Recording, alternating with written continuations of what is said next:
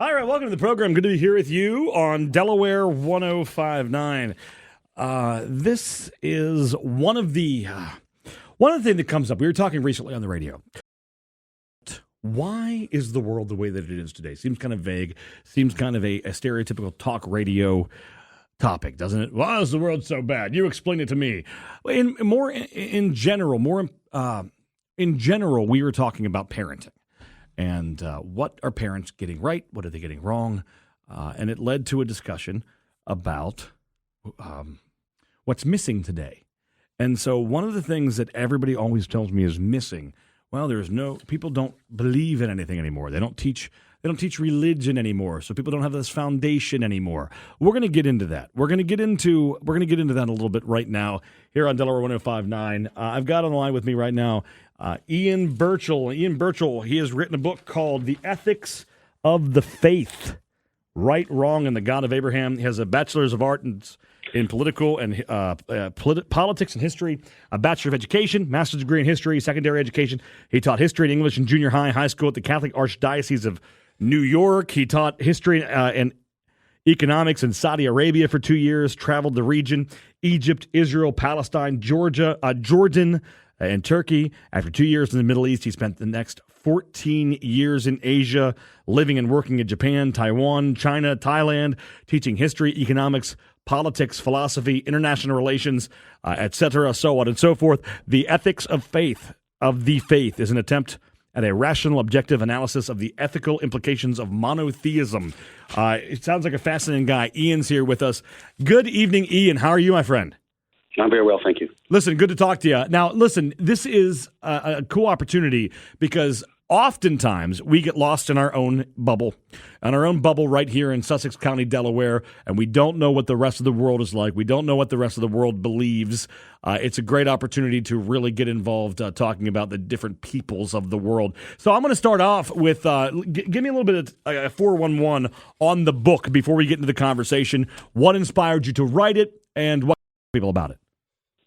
Well, I suppose what inspired me to write it was a lot of conversations that I've had with lots of people over the years about the idea of faith and religion, and particularly the notion that even many non-religious people seem to have that religion is a source for goodness, a source for teaching your children right from wrong. So that lots of people who don't particularly subscribe to a certain religion or don't consider themselves churchgoers will often say, well, I still think it's a good foundation for children to have because this is the source or the root of right and wrong. Because without it, you've got no standard. In fact, we even talked about that this week on the radio. People were telling me the same thing, Ian, that if you do not have a standard of right and wrong, then anything can be true. Do you agree with that? Well, yes, I do agree with that we must have standards of right and wrong, but I don't believe that needs to be founded in a particular God. Is that right? So, first and foremost, do you think that religion, as it were, does that make you a good person?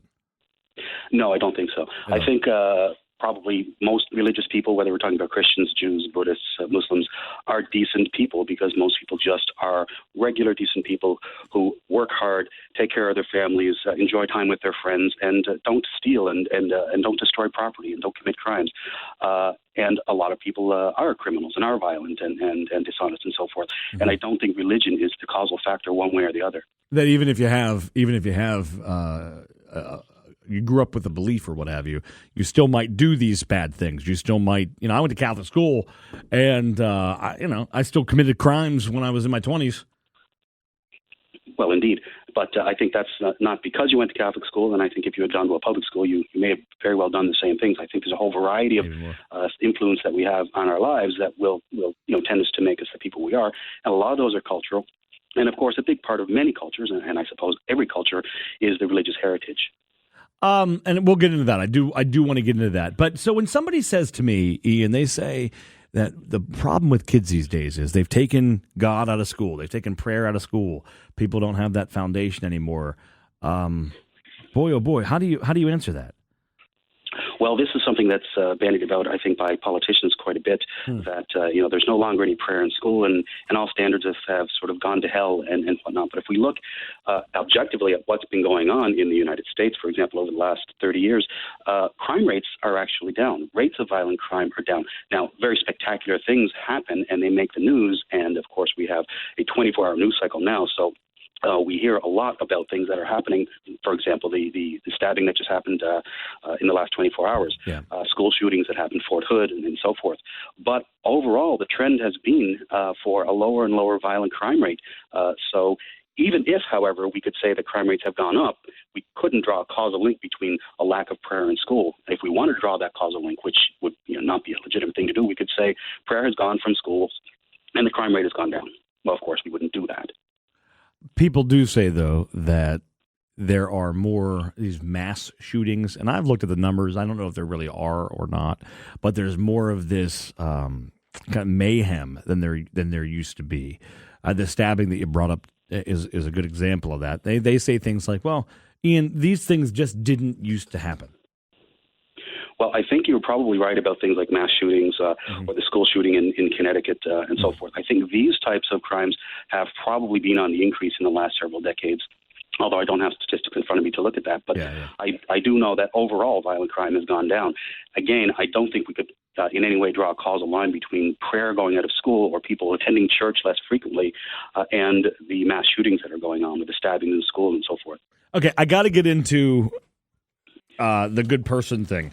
I'm sure you've heard it before, that if you hold yourself to a standard, this is the Christian way of thinking, that if you hold yourself to the standard of another person, like an Adolf Hitler, that certainly you're a better person than Adolf Hitler. Adolf Hitler killed all these people. You didn't, so you're a better person. But the idea that if you hold yourself to the standard of God, that he's perfect and you're always going to fall short, that if you do lie, you're a liar. If you have stolen anything, like even a pen from work, you're still a thief. That if you disobey the 10 Commandments, you're still falling short of the excellence or the perfection of a God. How do you answer that? Well, it's always a tricky thing when the Hitler card is drawn, because that's really the ultimate of evil, at least in our modern day. Sure. But if we focus at God and say, well, if we're going to apply the standards of God, and I'm particularly talking about Yahweh, the God of the Old Testament, and we say, well, what about lying? Well, we don't have to read very far into the Old Testament to find out that God says things that are not true, or he changes his mind quite frequently. He's quite capricious. As far as theft and murder, not only does God suborn theft and order murder, he does it quite frequently, and the murder of very many innocent people, including children. And you bring up the 10 Commandments of the Decalogue, which can be a source of morality for some people, but there are 10 of them, and there's very few of those that pertain to any sort of morality at all. I mean, the ultimate one is to obey God and fear God. There are things in the Decalogue such as do not steal. And do not kill. I don't think we need divine command to tell us not to do these things. I don't think that the people of Palestine, Israel, that part of the world, were going around murdering people at will, or stealing at will, or committing adultery and so forth before Moses went up to Mount Sinai, nor do I think that this was something that was commonly accepted practice in other parts of the world. Wouldn't the argument be, though, that these people aren't innocent? That I want to talk about the Old Testament as well, but that there is no innocence, because everybody isn't the belief that everyone falls short because of the fall. Everyone falls short, and so nobody is really innocent. I feel like that's the what people will say when you say that. So there's always a way to dispute or refute what you're saying, or what about faith in either way. But I don't know. I mean, I think people wouldn't feel comfortable with the word innocent. Are we innocent? Well, I think we're born innocent. Yes, the doctrine of the fall, which is one of the very first things that we find in the Old Testament. We find the Garden of Eden and original sin and so forth. From that comes a very horrific belief that millions of people still hold today, that these perfect little beings, these infants that are born to us, are actually born not innocent. They're born guilty, and there has to be some sort of expunging of the sin committed by some mythological person a long time ago. And the notion of sin itself is rather problematic, because the sin is not an offense against another person. It's not something you've done wrong, something bad you've done vis-a-vis another human being. It's an offense to God. And it doesn't have to be something that we could find ethically questionable. It's just simply dis. So, for example, had Yahweh not sent the angel to stop Abraham from murdering Isaac, and he had cut his young child's throat, then that would have been a righteous act because he would have been obeying his God. And I cannot do this. I will not do this. Then it would have been considered a sin for him to disobey Yahweh and actually murder a child. Well, does sin exist then? Is there no such thing as sin? Is there not? Is it not a real concept? It's certainly a real concept, but the notion of sin I find particularly dangerous because the notion of sin is an offense to an unaccountable entity, to a God. Now, of course, there are millions of gods on offer. We're talking here about Yahweh. Let me just interject for a second. Does God exist? As far as I know, he does not. Okay. So go ahead. So you were saying about sin, it's an offense to Yahweh. Go ahead. Yes, and the primary things, and again, if you read the Old Testament, the foundational books of the monotheistic religions, the most important doctrines pertain to obedience to Yahweh and fear of Yahweh. Mm-hmm. And if you look at the things that he does directly, the actions he takes, the interventions, the commands that he makes, and the heroes and the priests and the leaders and so forth that he sends and that he blesses and gives favor to, there is very little righteous behavior and an awful lot of violent behavior, fraud, theft, murder, rape, and all of these are done in obedience to and in deference to Yahweh, which means they're not a sin, yet they are serious and egregious offenses. How different is, you mentioned other areas, how different is the God of Judaism, of Islam, of Christianity? Are they the same God? Are they different? Well, there are certainly are differences as time goes by. Now, of course, it is the same God. The Christian doctrine doesn't suggest it. It claims very strongly that Jesus Christ was not a prophet or a messenger or simply a king sent by God, but God himself, God incarnate, one in being with the Father, as it is said. And therefore, every action, every word that Christians believe Jesus took and where he stated while he was on earth, if you believe this, were in fact the same actions as Yahweh himself. And therefore, that would mean that whatever Yahweh did in the Old Testament days, well, that was Jesus too, because the Christian belief is that it's fundamentally the exact same entity, just a different manifestation, if you want to call it that. Now, of course, when we go centuries hence into Islam, of course, the Prophet Muhammad, as he's known by Muslims, was very strongly influenced by particularly Jews, but also Christians of his time, and believed he had revelations from this exact same God, and proclaimed himself to be the last and final prophet of that exact same God, going right back to Abraham. That's not exactly what Christians believe, though, isn't? It's more of a concept of separate but equal. They're the same, but they're not the same. That Jesus was there in the beginning, but he wasn't. It's not like he's God's arm or whatever. It's that he is one and the same with God, but also separate. It's kind of a concept that you can't boil it down so easy to it's the same exact being, just a different manifestation. Well, yeah, in fact, there was a lot of grief and a lot of fights and a lot of blood spilled over this in the early centuries of Christianity over exactly what was the nature of Christ. Was he a prophet of God? Was he the Son of God, but not the same as God?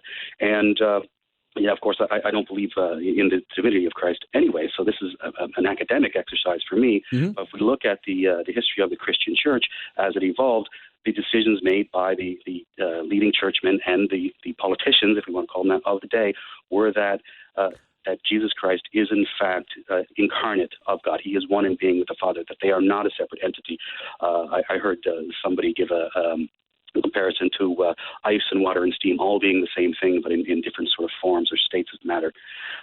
There was an early church father called Marcion who suggested strongly that they separate Jesus from Yahweh, and they decide that okay, this is God.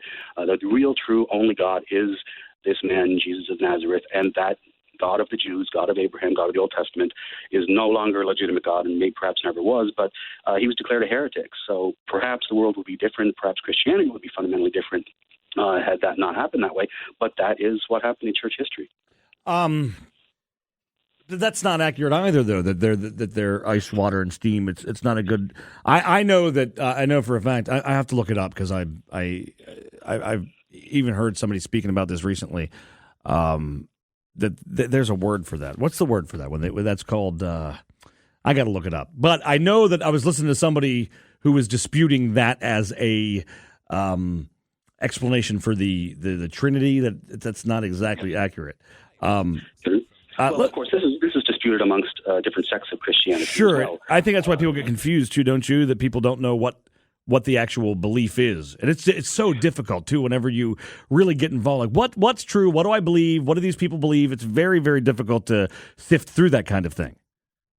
Well, it can be, and we can look at one of the central doctrines of ancient Judaism as it began from the God of Abraham, and that is that not just was Yahweh a God of the Hebrew tribe, but it turns out as it developed later on, they decided he was the only God, and all the other gods were not competitor gods, but in fact not gods. They didn't exist. They were chimera, their imagination, and they ought to be destroyed. That became very central, that this was the only God, and in fact the God exclusively for that particular tribe, and they were chosen exclusively among humanity. And then when we go many centuries forward, that doctrine becomes adopted by this new religion of Christianity, and the Christians come to believe that they are the exclusive chosen of the one and only God in its new incarnation, whichever way you want to describe it, and the Jews and everyone else are not amongst the chosen. And of course, Muslims, many centuries after that, decide that in fact these other two are, well, they're followers of the same God, but they're, let's say, not within the chosen family yet because they haven't accepted the final word of God. And they're certainly welcome to do so, but until they do, they are as condemned as the heathens. Long time ago I had this idea. Modalism? Modalism is the word? Okay. Somebody's telling me the word is modalism. That I don't know. We'll get back into that. There was a while back where I had this idea. I was going to try to write an essay. Ian, how do you explain what's wrong? How do you explain what's bad? How do you explain sin, if you will, without using religion, without using a god? Is there a way to do that? How do you define what's right and wrong without some kind of script? Well, it's really not very. You do need some sort of script, but we don't need a script that has divine writ necessarily. And we can look at it now. Of course, there are many ancient philosophers who dealt with this without invoking any gods. And, as the Enlightenment came forward in European society, they started looking back at the ancient Greek philosophers and realizing that there were other ways of looking at the world and right and wrong and ethics and so forth. But we can look at them in very simple ways. We can look at what causes pain and what relieves pain. And we can talk about physical pain. We can talk about emotional pain or even spiritual pain, if you want to use that word. And if you are doing something or someone else is doing something to you which causes pain, which prevents you from thriving, then that is an offense. It's wrong to injure somebody physically. We don't need any sort of divine writ to tell us that. Children know this. Yeah, but okay. I was talking to somebody about this recently, and this is what they said to me. I said, we were talking about lying. I don't know, one of these radio things. They said, I never lie. Okay, you never lie. Well, sometimes I do. Sometimes I tell somebody they look good when they don't, or sometimes I lie to spare somebody's feelings. You don't really know what the outcome of that's going to be of you not telling the truth to somebody. Is that wrong to do? Is it wrong to lie to somebody, just even if you're sparing their feelings immediately? Well, I think, again, if you just look at what I just suggested, if you're lying to somebody because they ask, do they look okay dressed in a certain way? Well, it's a rather innocent lie, and it's not going to cause any harm. If you lie in a way that deliberately causes harm to somebody, then that is wrong. But I don't, again, think that this comes down to right and wrong based on the God of the Old Testament, because I hear you. It's a different question. It's a different question, though. It's just about. It's my question. The question of how do you figure what's right and what's wrong? Because I tried to really. I even interviewed people about it, and when it really boils down to some of the more intricate details, like the one I just gave you, it's hard to define it beyond. Just, well, we know it's wrong. Even like you said before, even children know that it's wrong to hurt somebody. Where does that come from? Is that in built in? I mean, how do we know as kids that it's wrong to hurt somebody? Why is it wrong? Well, it's wrong to hurt somebody because when somebody hurts us, we feel the pain. And we actually have, and there are modern studies of neuroscience which shows that children, actually this is even true in primates, when they witness another human being or another primate experiencing pain, that the pain centers in their own brain fire as if they're feeling it themselves. So it is innate to us not to want to feel pain, and it's innate to us not to want to inflict pain. It doesn't mean that some of us don't do it, and those who take some sort of perverse pleasure in that, of course, are sociopathic. In another day, they would have been condemned as, I suppose, possessed by a demon. Yeah, maybe. Why is it wrong though? If it makes them feel good, if it makes me feel good to hurt you, because I like to do that, but it makes you feel bad. Why? It makes me feel good. How can I think it's wrong then? Well, it really comes down to social cohesion, or if we want to use some other rather loaded terms, it comes down to survival. It comes down to evolution. We have evolved over a long period of time, from very, very small tribal groups, really starting from very small families to bigger tribal groups to bigger and bigger societies. And as we became bigger and bigger in our societies, it became more difficult to get along with each other because we were competing for scarce goods and because personal jealousies came into the fore and so on and so forth. So while it may not, let's say, have been as necessary in very small tribal societies to have strongly enforced laws against things like theft, because everything was very minimal and very communally owned, and if you stole something, everybody could see it. But as the society grew bigger and bigger, then it became necessary to actually codify this, whether in writing in early societies such as in Babylon with Hammurabi's Code, which of course predates Christianity, or in oral traditions where certain laws and rules are set down. And if we give these things in primitive society divine writ, if we say on top of you being punished by us as a social group for committing this offense, there is a divine being who has immense, immeasurable power, who is also watching you. In fact, he's watching you all the time. So don't try to even steal at night or do something wrong at night. Then that has a very strong force. How do the laws differ in these different regions or these different faiths? And I mean religious laws. Are they basically the same pattern? 10 Commandments: don't steal, don't lie. Is that basically what Judaism, Islam, Christianity, are they all basically the same? Well, yes, and in fact, these are basically the same throughout pretty much any society that you can think of, from very primitive societies in Papua New Guinea to very Buddhist societies in Southeast Asia to Hinduism, the Hindu society in India, to the Judeo-Christian tradition. There are a lot of people who believe that the Judeo-Christian tradition is sort of the center of right and wrong in the world today. But the basic notions of right and wrong across all cultures and all religions, and they derive from the common human experience. We have a will to survive, and we will do what will help us thrive. It doesn't mean some people won't try to gain advantage or be dishonest or, in fact, inflict pain on people. But these are considered socially unacceptable because they do not allow for social cohesion and for human thriving. Do we have laws like that now that aren't mentioned in? Or I guess let me ask it this way: are our laws in America, are they basically based on the same kind of concept? Well, they're based on, some of the laws we can say are based on let's say, the Old Testament, for example. It's illegal to steal. You can't come into my house and steal my goods. It's against the law. Whether you're a Christian or a Jew, a Muslim or an atheist, it doesn't matter. In any state in the United States, you may not enter my property and steal something that's mine. Now, we can claim that this is a Christian value, or someone else can claim that it's a Jewish value or a Muslim value or a Hindu value.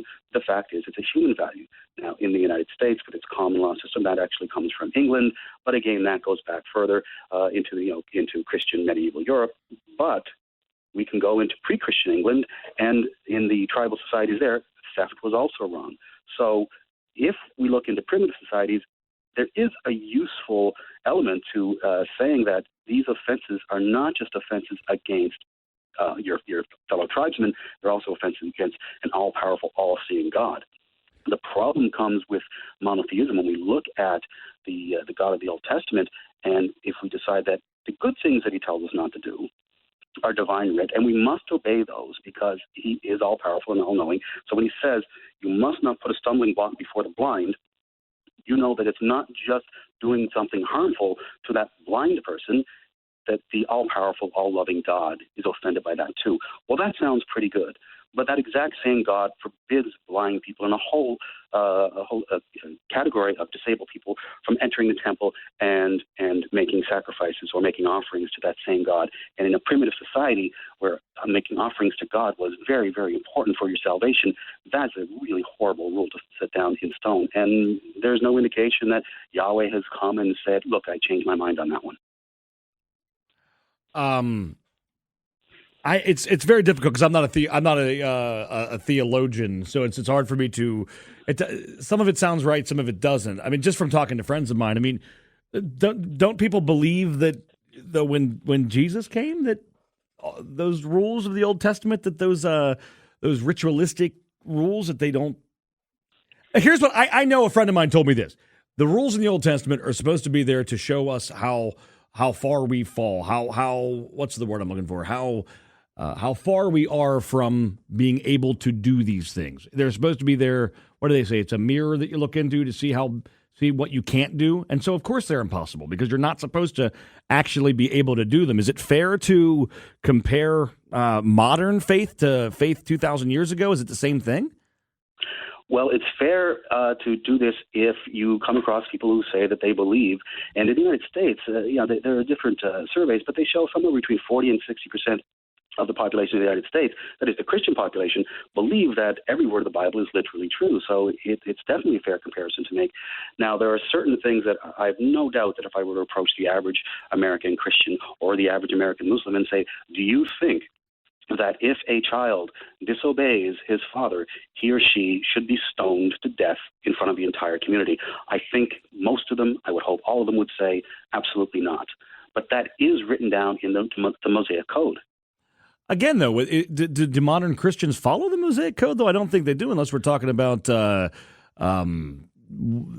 do they call it? The Messianic Jews. I mean, do Christians don't follow that stuff though? They don't follow the law anymore, do they? I think the majority of Christians not only do not follow it, they don't even understand. They haven't read the book, which very many say that they believe is literally true.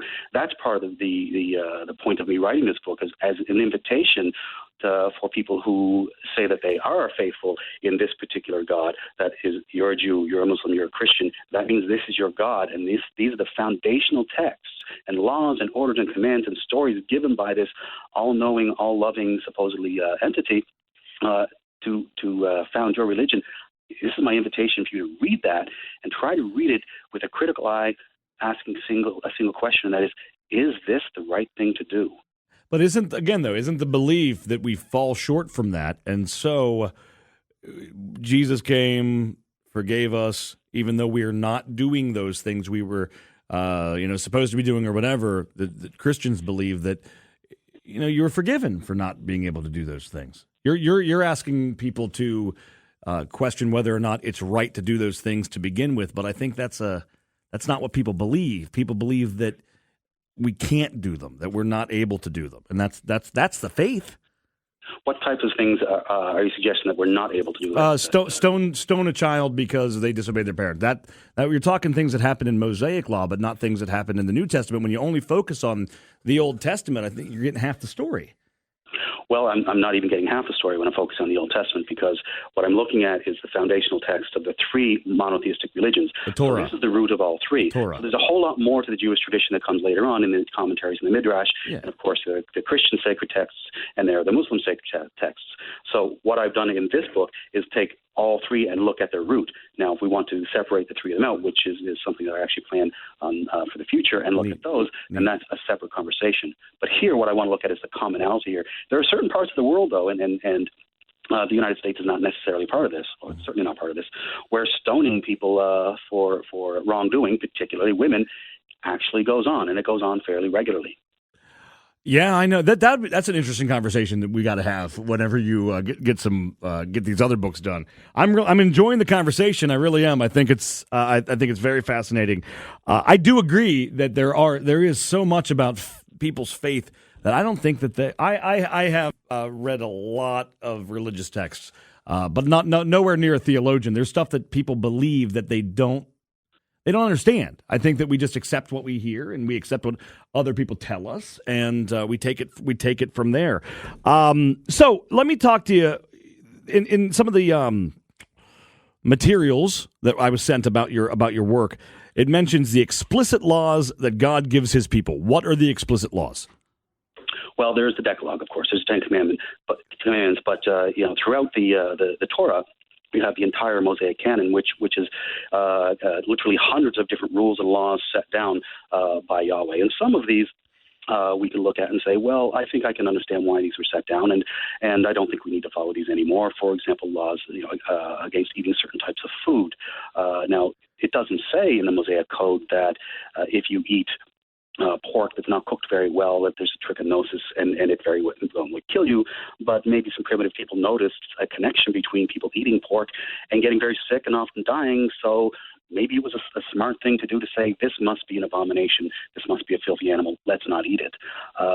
And if you still follow those laws today, well, some people might look at that and say, well, that's just silly. That's ancient. But it doesn't do any harm.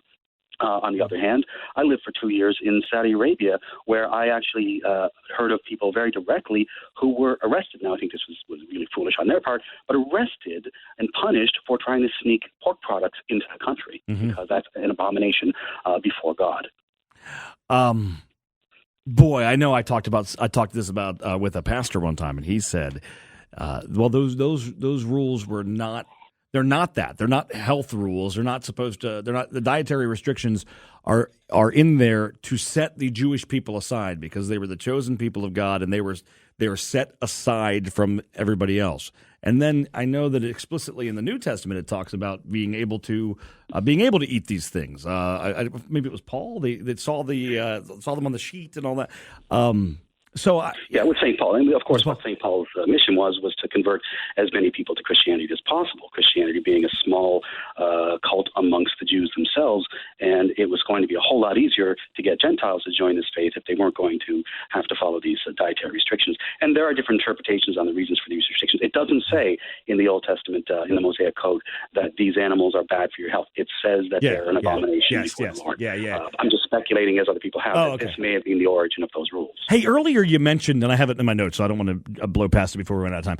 Earlier you mentioned, I guess it was the concept of original sin, which I knew as a Catholic concept. I used to be Catholic, went to Catholic school. Do other areas of the world believe that? Is that just Catholics that believe in original sin, that you're born with sin? Where does that come from? That comes right from the very first several chapters of Genesis, where the sin of Adam and Eve was disobedience to God. And what they did was they committed an offense which did no harm to anyone. They were innocent and didn't know anything, and they were tempted by a creature sent by God. And it says in the Old Testament that the serpent was the most clever creature in the garden.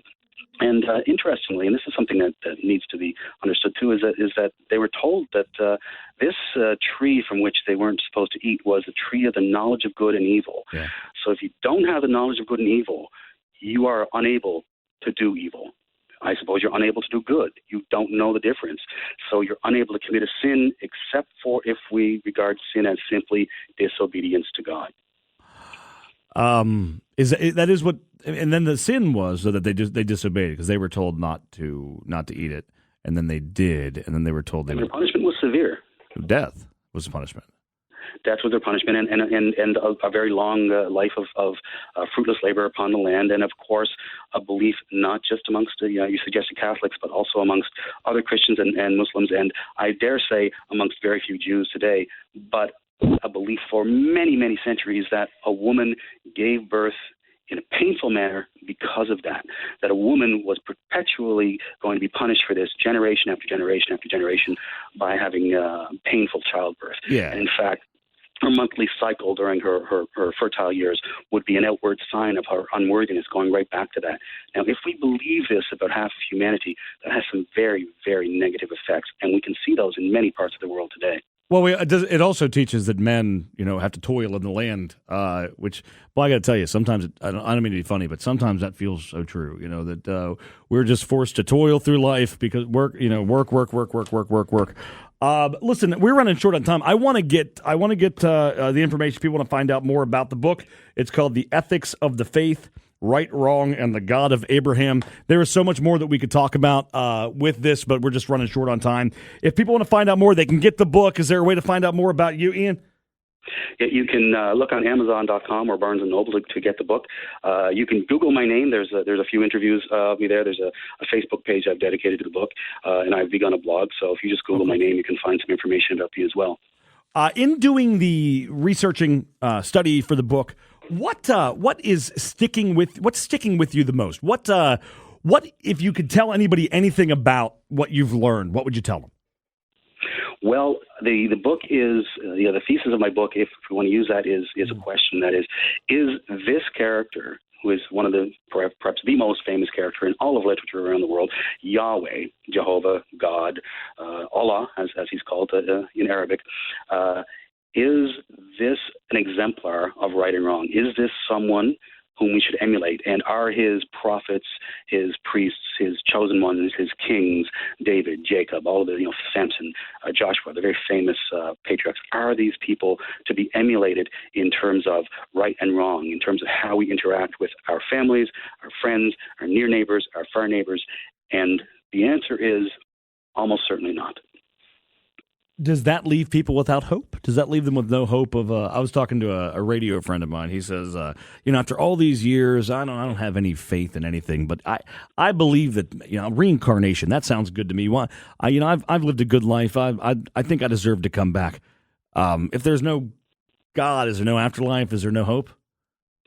Well, certainly, I have hope. I have hope for the future. I have hope for my family and my friends and my society. I don't need to attribute it to a connection to a Bronze Age deity from a very primitive tribe. So the guy who believes in reincarnation, he's just going to blink away into nothing. Well, I think probably I have no reason to believe in reincarnation any more than I have to believe in paradise. But if somebody believes, for example, in reincarnation, and that gives them a sense of satisfaction, if it makes them happy, if it keeps them hopeful, and it doesn't do any harm, then I don't see that as being harmful. On the other hand, that belief in reincarnation has caused an awful lot of problems for millions and millions of people in India over centuries and centuries, because that's central to the beliefs of Hinduism. And part of that keeps people locked in a caste system, which, even though it's illegal today, is extremely rigid and allows millions of people to live lives of unnecessary misery. So for people who think that that's the answer, there's problems with that, too. I got to tell you, Ian, fascinating talking to you. I'm out of time, but maybe we can do it again, my friend. Thank you. I would like to. Thank you very much. All right, very good. This is Delaware 1059. And I wonder, I've had radio friends that have been given, I wonder if I'll get in trouble for this, for talking to this guy. Hey, look. I got a press release that said he's going to answer the question for us about right and wrong and why bad things happen. I don't know that he did. Just bashed our religion. But it is, in light of this week's events, I remember on the radio, years ago. It's actually how I met my friend Gary Knapp. I had him on the radio to talk about the Virginia Tech shootings. Remember that? And we were asking the same question. The question was, why does God let these bad things happen? A very different answer than this gentleman gave me. The ethics of the faith.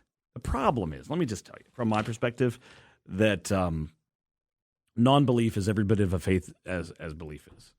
And just as you can't convince me that what I believe isn't true, I can't convince you that what you do believe is true or isn't true. It's just not possible to do that. But I love the opportunity to have the conversation about all of these things. Whether or not you're a member of, if you're a Muslim, if you're a Jew, if you're a Christian, if you're a Catholic, if you're an atheist, if you're a professor, it's just a fascinating conversation to have. This is Delaware 1059.